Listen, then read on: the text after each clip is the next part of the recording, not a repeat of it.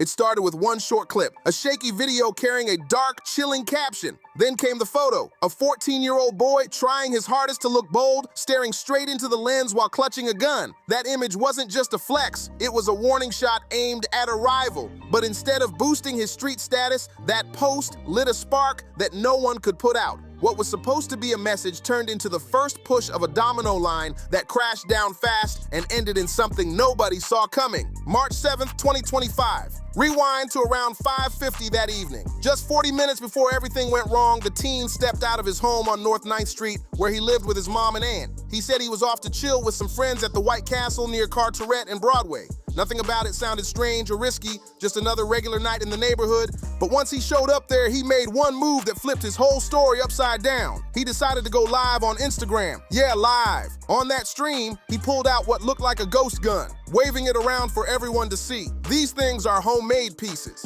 built from parts or kits you can grab online. With no serial number, no ID, and no trace for the cops to follow, they're basically invisible weapons, and the scary part, they're not even that hard to get. Some of those kits can go for around $800, and with a few tools, someone could piece one together right at home. But this one, way more dangerous. It had a special conversion gadget that made it fully automatic, meaning it could fire off bursts of bullets with just one pull. That's next level risky. What he didn't realize was that the cops were already watching every move he made. Newark police officers working side by side with the ATF were tracking his social media in real time. The second that live went up, they locked in on his location, White Castle. In no time, unmarked units were rolling out fast. This wasn't just a drill or a suggestion, it was go time. Two young detectives, Joseph Ascona and Emmanuel Hayford, joined nearly 20 other officers all locked in on one mission: clean up the streets and stop illegal guns from spreading. A few nights every week, those detectives were deep in the grind, scanning blurry photos, chasing down online trails, and rolling through neighborhoods they'd known since they were kids. They weren't outsiders, they were Brick City through and through. Even while rushing into danger, their talk stayed chill, familiar. This was their turf, their people, their city. But then, everything flipped in an instant. Their car screeched to a halt right by an elementary school on Broadway in the North Ward, and that's when it all went sideways. Detective Hayford was the first one out. He called out loud and clear, identifying himself as police, badge showing, doing everything straight by the book.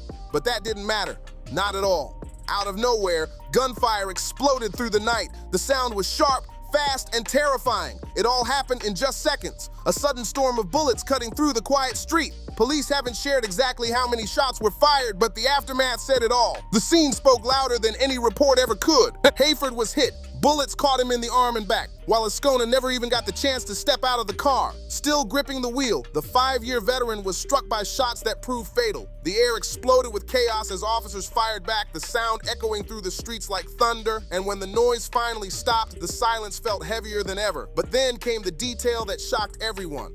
The part that made it all even harder to believe. The shooter wasn't some hardened street figure. He wasn't a big-name gang member or an older criminal. He was just 14 years old. His name was Soar, and he was also hit, shot in the arm and leg during the exchange, but by all accounts, he wasn't even from Newark. He was a kid from a struggling city about 60 miles away, someone who, by all logic, never should have been there that night. So what brought him to that corner? And how did a teenager end up holding a fully automatic ghost gun? That's where this story gets darker, tangled up in illegal weapons, gang pressure, and a system that kept failing over and over. It's a story about two paths colliding. One, a local cop devoted to cleaning up his streets, and the other, a lost kid caught in something way bigger than he ever imagined. It's the summer of 2010, and Joseph Anthony Ascona is just a 12-year-old kid from Newark. Short buzz cut, that playful grin, and the kind of energy that never runs out. If he's not glued to his controller, locked into a heated match of Halo or FIFA 10, he's daydreaming about his next big game or joke with his friends. Just a city kid growing up fast, but still holding tight to what's left of his childhood.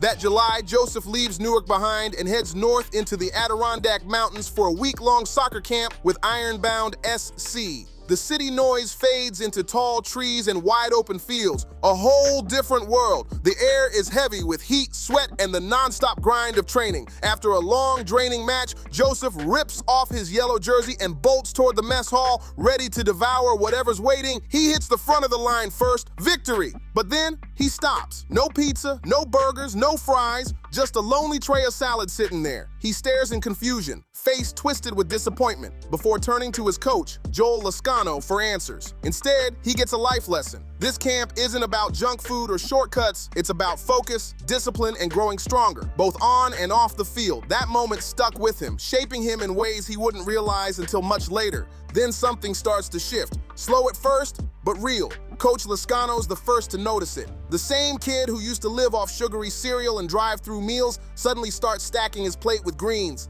lettuce, tomatoes, even croutons. And it's not because anyone's forcing him. He wants to do it. Joseph isn't the type to back down from change. He's not stubborn, not scared. He's ready to grow, to push himself harder than before. That drive, that willingness to adapt would become the thing that defined him. Soccer kept its grip on him through his younger years, all the way up to Shabazz High School. But the real turning point hit earlier, during a tournament that made him see himself in a whole new way. Back then, Joseph weighed around 213 pounds, and for a kid his age, that number felt heavy, like a barrier between who he was and who he dreamed of being. That moment planted the seed, the idea that he could change his path if he just kept pushing.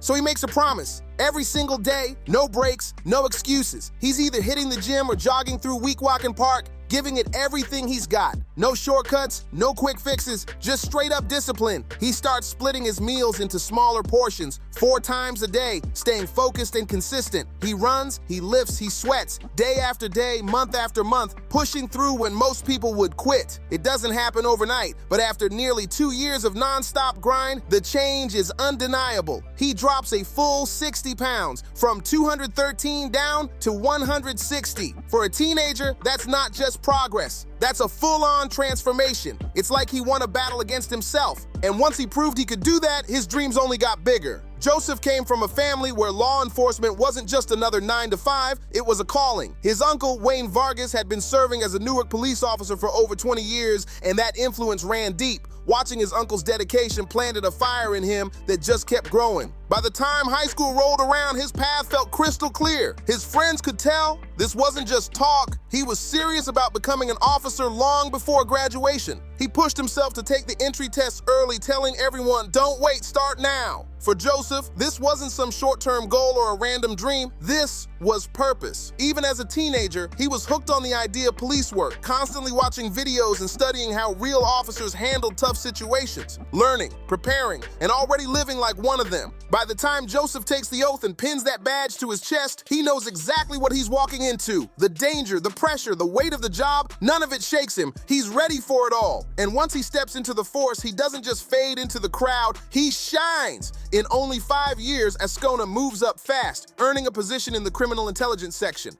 a top-tier unit working side by side with federal agencies to pull illegal guns off Newark streets. It's high-stress, no room for error kind of work. The type that demands sharp instincts, quick thinking, and total focus. That's exactly who he is by 2024. Locked in, laser-focused, and all about the mission. He becomes part of the New Jersey State Police Weapons Trafficking North Unit, a powerful team made up of state troopers and Newark detectives joining forces to stop gun flow in the city. Their game isn't just street patrols, it's digital hunting. They're digging through social media, analyzing clips, tracing locations, and catching patterns others miss. And Ascona, he's thriving in that space. Then, one random Wednesday night in January while he's on duty scrolling through social media, something grabs his attention. A video pops up, 2 guys rapping, moving around like it's nothing. But then there's a quick flash, a handgun with a red laser sight attached. Ascona freezes for a second, eyes sharp. He knows those faces immediately. They're regulars around the Tiburon supermarket on Bergen Street, and that recognition is all he needs to set the next move in motion. The reaction is lightning fast. Within moments, unmarked police cars tear through the North Ironbound neighborhood, sirens silent but engines roaring. When detectives roll up, the group from the video is right there. Same faces, same outfits, no doubt about it. As officers start closing in, one man suddenly breaks off, sprinting away while clutching something tight against his chest. Ascona doesn't hesitate for even a second. He's in pursuit instantly. The chase is quick, tense, and when he finally corners the guy, it's exactly what he expected. A loaded, semi-automatic handgun, the same one from that online video. And the surprises don't stop there. When officers search the rest of the crew, they uncover even more weapons, 5 extra semi-automatic pistols pulled straight off the street in one clean sweep. This is what Ascona's unit does best: precision, teamwork, and results. 6 men, 1 mission to cut down the bloodshed in Newark, New Jersey's biggest city. And the proof is in the numbers. Murders are dropping, shootings are slowing down, and the streets are starting to breathe again. City leaders publicly credit this unit for stepping up where others hesitate, for charging toward danger instead of backing away from it. That same fearless drive follows Ascona into the evening of May 7th, 2025, around 6:30 p.m., when officers crossed paths with Raza and a few others on the corner of Broadway and Carter Street, a moment that would soon set off another chain of events no one could stop. It's a tense scene. An elementary school sits on one side and a church stands quietly on the other. The air feels heavy, uneasy, like something bad is about to break loose. According to witnesses, Raza is still sitting inside the car when the gunfire suddenly explodes. The vehicle jerks forward, rolling out of control until it crashes straight into the front gate of Christ Assembly Lutheran Church. The moment turns deadly in seconds. Detective Emmanuel Hayford is hit. A bullet tears through his lower back and stomach. Another slams into his right arm. The chaos is loud, fast, and overwhelming. Just pure confusion everywhere. Later, Hayford tries to piece it all together, but everything's blurry, broken by shock and pain. He doesn't even realize that Raza's been shot too until he's already in the hospital. That's when one question starts echoing through everyone's mind. Who really was Raza? People remember him as a chubby kid with a grin so wide it lit up every room before he even said a word, always rocking fresh Air Jordans, chest out, chin high, full of attitude. If you caught him hanging around the Easton Area Community Center, he'd proudly tell you exactly who he was and where he came from. From Newark, he'd say every single time, even though he wasn't actually from there. To Raza, Newark wasn't just a city, it was a statement. In that quiet Pennsylvania valley, claiming Newark meant something. It meant toughness, it meant confidence, it meant you were cut from a different cloth, sharper, bolder, and ready to prove you were built for whatever the world threw your way.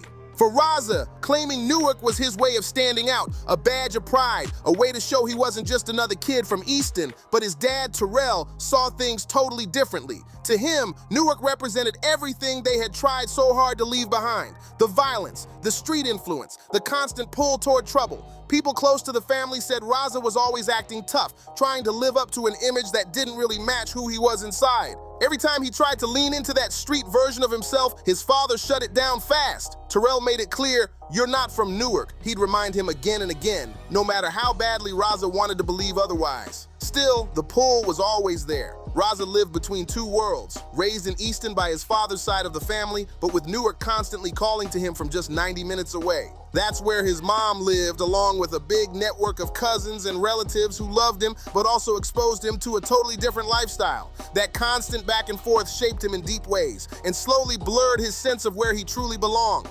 In Easton's West Ward, Raza was a familiar face at the local community center, a place that gave kids a break from the streets. The neighborhood was rough around the edges, full of working-class families trying to keep things steady. Easton itself is small, barely 30,000 people, sitting right along the Delaware River across from Phillipsburg. Life there wasn't easy, but it wasn't chaos either. It wasn't Newark, but for Raza, that difference was exactly what kept him torn between who he was and who he wanted to be. Raza didn't stand out much back then, at least not in a bad way. He looked like any other kid just trying to enjoy life. He wrestled, played basketball, and kept himself busy with after-school programs and summer camps. There were trips to the zoo, visits to the science center, and long sunny days spent at the pool. The kind of childhood every parent hopes will keep their kids safe and focused. People who knew him described him as likable, funny, and easy to guide. If he ever got out of line, it didn't take much to set him straight. Just a quick mention of "I'm calling your dad" was usually all it took. Court records later showed that legal custody belonged to his grandfather, Terrell Soar Sr., but those close to the family said Raza was mostly raised by his paternal grandparents in the Easton area. They made sure he looked sharp. Clean clothes, fresh haircuts, and brand new sneakers. On the surface, everything looked solid.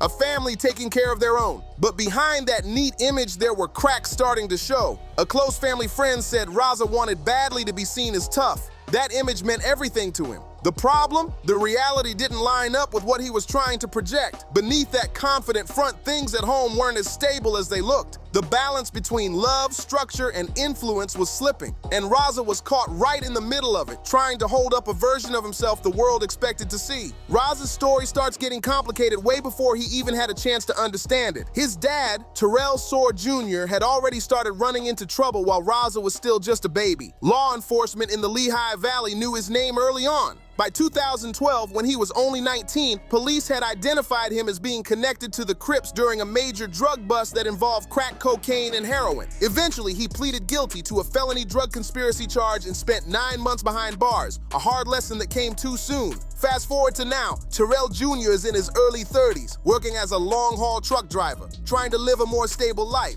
He and Quad J. Springer share 7 children together, ranging from an 11-year-old all the way down to a toddler not even 2 years old. But behind closed doors, things haven't been easy. Court records paint a messy, painful picture, full of protection from abuse filings, custody battles, and accusations of violence, drug use, and neglect. It's clear their home life was chaotic and heavy. When it came to Raza himself, his school history is patchy, hard to piece together, but what's confirmed is that he had already brushed up against the juvenile system before everything went down. The Northampton County District Attorney's Office even admitted Raza had been on their radar. Nothing major, nothing public, but just enough to make officials take notice. From their view, his involvement was small, but it was still a red flag, hinting that trouble was circling closer than anyone wanted to believe. On paper, there were no major red flags, nothing that screamed danger, but not everyone saw it that way. Robert Licks, Raza's uncle and the brother of his father, had serious concerns. He saw enough troubling behavior to make one tough choice. He kept his own daughter away from Raza completely. In Robert's eyes, the kid didn't need punishment. He needed structure, discipline, and real guidance, the kind that just wasn't there. Robert said it straight. When Raza acted out, there were no consequences. No grounding, no correction, no sit-down talks. He was left to figure things out by himself, and that lack of boundaries started showing. Over the last couple of years, Raza bounced back and forth nonstop between Easton and Newark. People in Easton began noticing the change. The trips to Jersey were getting more and more frequent. But what exactly he was doing there, still unclear. Some of what's been reported publicly doesn't fully line up with the facts. The real story seems buried beneath rumors and half-truths. One thing is certain though, Raza's mom, Quad J. Springer, lived in Newark, and she had her own serious run-ins with the law. In January 2024, police reported she attacked another woman, then chased her down the street in her car before spraying her with pepper spray. And later that same year, in November, she was arrested again, this time accused of stabbing a man in the back of the head with a fork. It painted a picture of a home life full of chaos and conflict, the kind of storm that can quietly shape a kid in all the wrong ways. That confrontation led to serious trouble. Both incidents were first charged as aggravated assaults, but later dropped down to simple assault. Even now, those cases are still hanging in the balance, sitting unresolved in municipal court. But the family's name didn't stay quiet for long. In April, it surfaced again, this time in a major headline. The New Jersey State Attorney General announced a massive bust that took down a violent drug ring operating on North 9th Street in Newark. And right at the center of it all was a familiar name. Prosecutors identified Rabia Soar as the alleged leader of the operation, working alongside her twin sister, Hadia. But Rabia's history with the law didn't just start there, it stretched way back. Her connection to Newark's underground scene traces all the way to 2010, when police raided her home during a separate drug investigation. And that arrest? It wasn't just a one-time slip-up, it marked the beginning of a long, tangled record. Over the years, authorities say Rabia was arrested dozens of times, repeatedly tied to the sale of cocaine, crack, and other narcotics. But she wasn't some small-time dealer hustling on the corner, not even close. Law enforcement identified her as the leader of Double Two, a Bloods-affiliated crew accused of running an open-air drug market right on the 200 block of North 9th Street in Newark. It was a powerful operation, one that shaped the neighborhood's reputation and pulled her family's name even deeper into the city's roughest stories. That stretch of North 9th Street sits only a few minutes from Branch Brook Park. Peaceful on one side, but on the streets, it carried a totally different meaning. Locals called it controlled territory,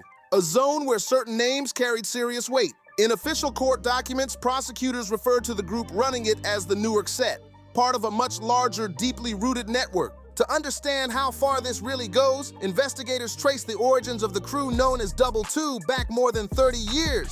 According to court records from a related case, the story starts all the way across the country, in California. In the early 1990s, 2 members of the Queen Street Bloods from Inglewood made their way east to East Orange, New Jersey, better known on the streets as Illtown. Once they got there, they started linking up with local crews, spreading one powerful idea: unite under the Bloods name and become something bigger. And the pitch worked, big time. Several East Orange gangs, including the Gutter Rats, Drama Lords, Steel Click Crew, and Chain Gang, all agreed to come together. That alliance became known as Double Two.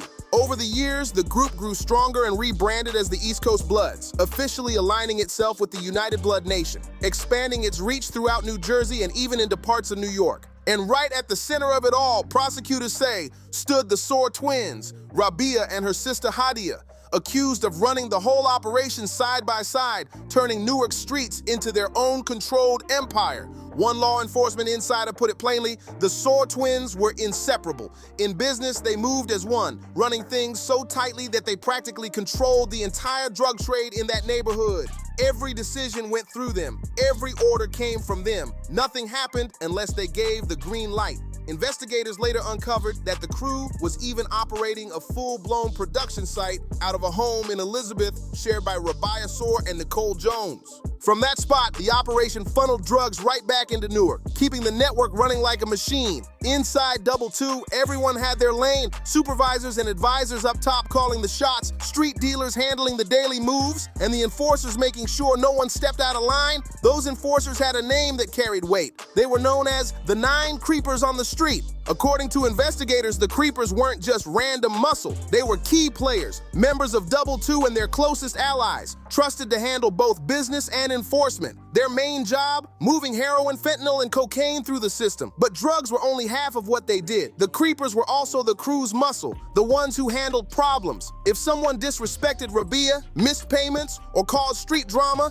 it was the Creepers who showed up to set things straight, fast and loud. Violence wasn't just a last resort for Double 2, it was part of their entire system. It kept people scared, quiet, and loyal. Fear was the fuel that kept the operation running smooth, and like most street violence, it didn't explode overnight. It started small, then spiraled fast. On April 19th, 2023, things took a dark turn on Grove Street in Irvington. What began as a minor traffic argument quickly turned into something way more dangerous. Rabia Soar and her associate, Nicole Jones, got into a heated shouting match right in the middle of the street, and the whole thing was caught on surveillance cameras. At first, it was just words flying, but when 2 men pulled up in a car, everything changed in an instant. According to investigators, Rabia didn't back down. She allegedly gave the signal herself. Seconds later, gunfire broke out, echoing through the neighborhood. 2 people were targeted, and 1 ended up getting shot. It was no random act. It was a message. And that moment turned out to be just a warning of what was coming next. A few months later, on July 21st, 2023, Newark police raced to another scene, a shooting near 4th Avenue and North 9th Street. A woman had been shot in the face. Court documents identified her only by the initials IH, but investigators knew exactly who she was, an insider tied to Rabia's crew. It was proof that things inside Double 2 were getting volatile, alliances breaking, tempers boiling, and the violence spreading fast across Newark streets. Inside Double 2's circle, things started getting messy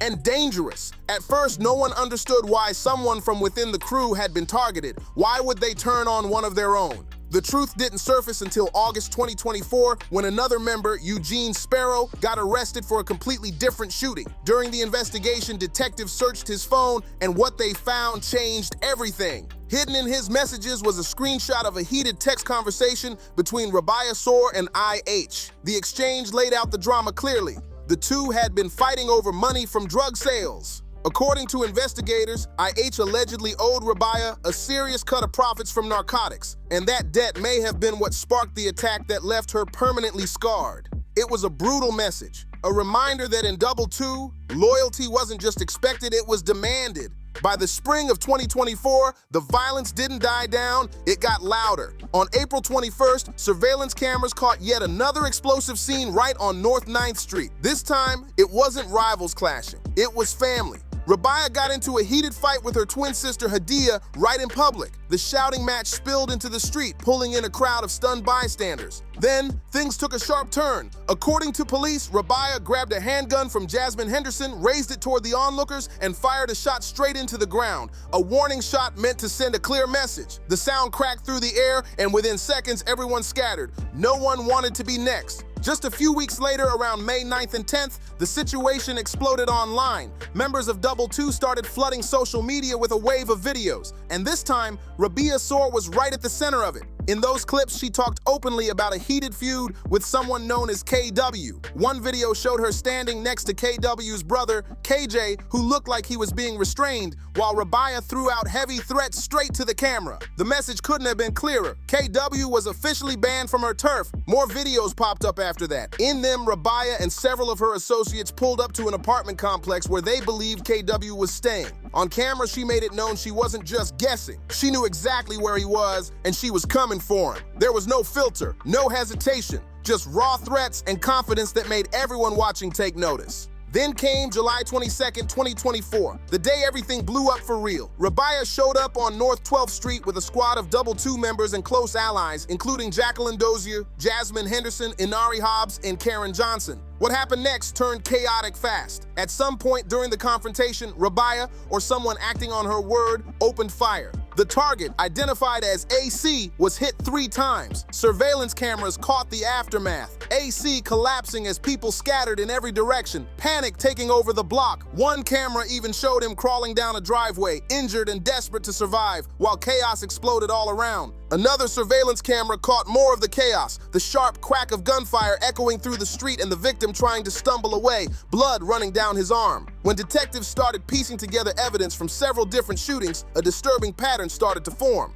Ballistics tests linked the same weapon, a black Springfield Armory XD.30 subcompact handgun, to multiple violent attacks, including the Irvington shooting in April 2023 and the North 9th Street shootout in April 2024. Investigators realized this wasn't just coincidence. The same gun was showing up again and again, connected to different crime scenes across Newark and Irvington. They believed it had been used on multiple victims before reappearing only days later in yet another shooting. Then on September 8th, 2024, the weapon finally turned up again, this time during a traffic stop. Police found it hidden inside a car driven by Inari Hobbs, along with another firearm and a stash of drugs matching the same type sold by the Newark set. Inside the vehicle was also Jasmine Henderson, one of the names long linked to the Double 2 network. Investigators later confirmed that between April 2023 and June 2024, Rabia Soar had been illegally possessing both that same handgun and a revolver, weapons she was never allowed to have because of her prior convictions. By December 2024, the once powerful Double 2 operation was starting to fall apart. Arrests, seizures, and constant surveillance were closing in fast, and the empire that had ruled North 9th Street for years was finally beginning to crack under the pressure. On December 4th, 2024, the walls started closing in. Investigators say Rabia Soar reached out to Lateef Holly, another key Double 2 member, and ordered him to move a firearm to a new spot, a desperate attempt to hide the evidence. What she didn't know was that law enforcement already had a wiretap on Holly's phone. Every single word of that call was recorded. After hanging up, Holly did exactly what she was told. Surveillance caught him heading to one of the Newark set's stash locations, walking out a short time later with a black bag in his hands. The next day, he dropped that bag off at a U-Haul storage unit. When authorities showed up with a search warrant, they found exactly what they'd been afraid of: a loaded 9mm high-point semi-automatic rifle with a 21-round high-capacity magazine. That discovery confirmed their suspicions. The operation wasn't just local hustle, it was armed and dangerous. Then came the endgame. On March 24th, 2025, detectives from the New Jersey State Police and the Division of Criminal Justice rolled in with a full search warrant for the home shared by Rabia Soar and Nicole Jones. Rabia was caught right outside, no time to run, while Jones was found inside. Both were taken down on the spot. Inside the home, investigators uncovered the backbone of the operation: 91 grams of raw heroin stamped with street names like Exit 5, Route 21, Body Bag, and Passion. Alongside it, around $17,000 in cash, digital scales, rubber bands, tape, and stacks of empty glassine folds. It was everything they needed to confirm that Double 2's empire was built on drugs, money, and power, and it had finally reached its breaking point. Everything investigators expected to find was sitting right there: the stash, the gear, the proof of a full-blown operation. But Rabia Soar wasn't the only one taken down that day. She was arrested alongside her twin sister Hadia and nearly 24 other members and associates of the Double 2 network. The empire that had ruled Newark's North 9th Street for years was finally collapsing from the inside. Just days before the big takedown, reporters had actually caught up with Hadia on North 9th Street. She didn't hide much. She talked openly about the money flowing through the block and admitted the tension inside the family was real, especially over her sister's decision to involve a teenager in Newark's world. But Hadia's main concern wasn't about safety, it was about attention. She knew that too much heat from law enforcement could wreck business, and the mounting police pressure was bad news for everyone involved. Then, on April 22nd, 2025, the state made everything official. Attorney General Matthew Platkin and the Division of Criminal Justice announced a sweeping list of charges against 26 people tied to the Double 2 Queen Street Bloods. And right at the top of that list was Rabia Soar, named by prosecutors as the group's alleged leader, the one who'd been calling the shots all along. Officials made one thing clear. The investigation didn't directly link the drug operation to the officer's death, but the message was bigger than that. Illegal guns, drugs, and intimidation don't exist in isolation. They spread, infecting whole neighborhoods, breaking them down from within, and leaving scars that don't fade just because someone's behind bars. No matter how it happened that night, Raza was already on law enforcement's radar. According to sources close to the case, investigators had tied him to at least one other shooting that went down just days before Detective Joseph Ascona was killed. They didn't yet know exactly what role he played, but they knew he wasn't just another face in the crowd. Meanwhile, over at City Hall, Newark Mayor Ras Baraka was just walking into a meeting when his phone buzzed. One look at the screen and he froze. This wasn't some routine update. It was the kind of message every city leader dreads. A police-involved shooting, officers down. His stomach dropped. Without a second thought, he rushed toward University Hospital. On the way, the phone rang again, and this time, the news hit even harder. One of the officers had been shot in the head. Baraka later said that was the moment everything shifted, the moment the true weight of what was happening hit him square in the chest. By the time he reached the hospital, the scene was chaos. The place was packed, voices overlapping, tension thick in the air. Doctors were moving quickly, nurses were shouting orders, and officers stood frozen in disbelief. Then Baraka saw him, Detective Joseph Ascona, lying on the hospital bed as medical staff worked desperately to save him. One look at his condition told Baraka what he didn't want to believe, that the situation was far worse than anyone had hoped, and the city was about to face a loss it would never forget. Everyone inside the hospital could feel it. This wasn't going to end well. Detective Ascona's family stood close by, frozen in disbelief, while officers packed the hallways shoulder to shoulder, silent and tense. Mayor Ras Baraka would later describe the scene as unbearable, just pure heartbreak from every direction. On the drive over, Baraka had already heard whispers, a rumor that the shooter might actually be a child. But inside the trauma center, that rumor turned real in the most shocking way possible. In one room, Detective Joseph Ascona lay on a hospital bed surrounded by doctors fighting to keep him alive, and right next to him on a separate bed was the wounded suspect, 14-year-old Raza.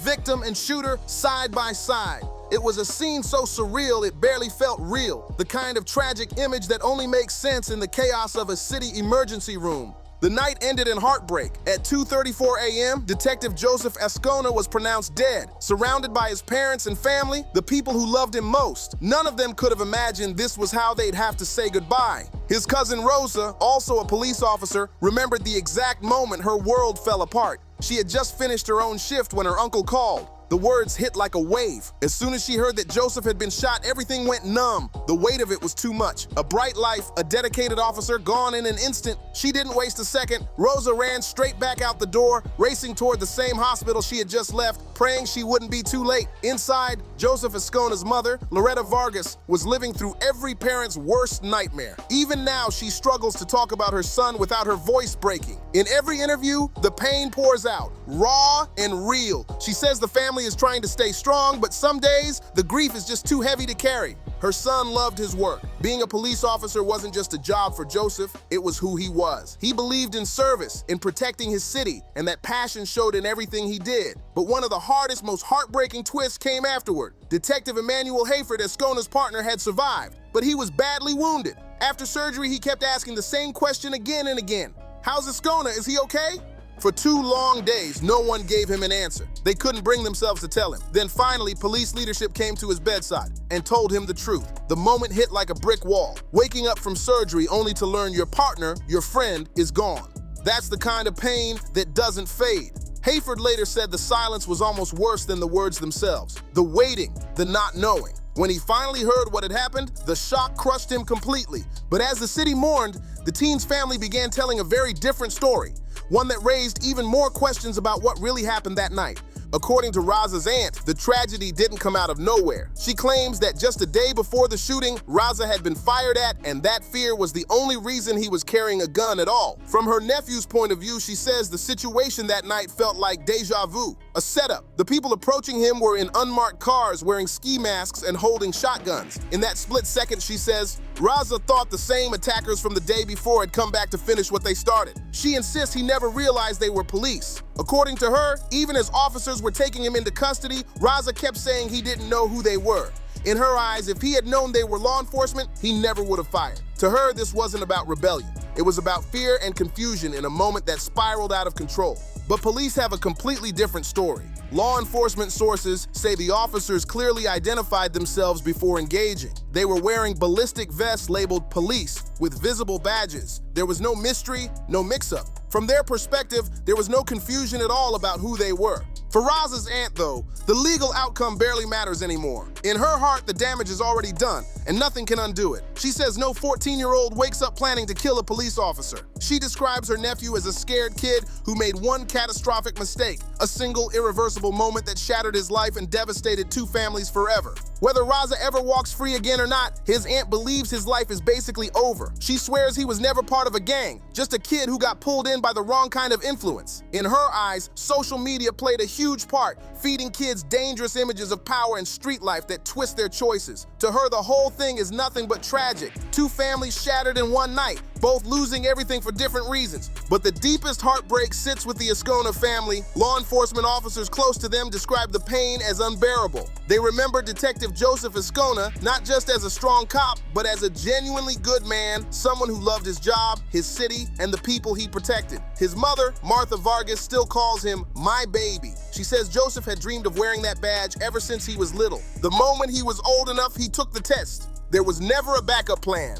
Being an officer wasn't an idea, it was his purpose. When the phone rang that night, she thought maybe it was something small, an injury, maybe a close call. But when she got to the hospital, the truth hit her like a storm. Her son had been shot in the head. In one night, a family lost their son, a city lost a young hero, and another family watched their child's future vanish forever. If this story hit you, don't forget to like, share, and subscribe to the channel. Drop your thoughts in the comments, and I'll catch you in the next one.